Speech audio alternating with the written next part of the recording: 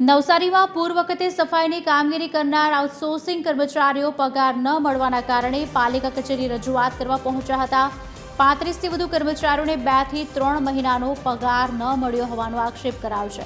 આ મામલે મેયર અશોક ધોરાજીયાએ આગામી 2 દિવસમાં તમામ બાકી પગાર ચૂકવવાની ખાતરી આપી અને ભવિષ્યમાં દર મહિનાની 10 તારીખ સુધી નિયમિત પગાર મળે તેવી વ્યવસ્થા કરવાની સૂચના અપાઈ છે।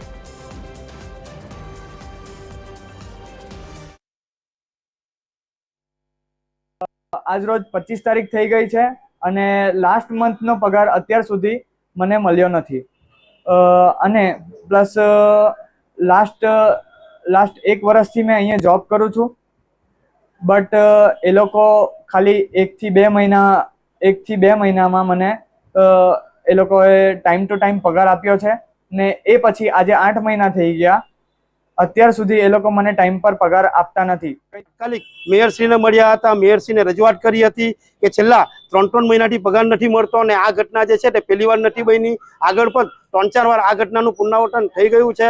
આ ઘટના બની ચૂકી છે તો મેયરશ્રીએ ખાતરી આપી કે 2 દિવસમાં આ બધાનો જે પગાર છે તે પગાર બધાને રેગ્યુલર મળી જશે અને આવનારા સમયમાં પણ પગાર રેગ્યુલર મળતો થઈ જાય એ રીતેની વ્યવસ્થા અમે કરીશું।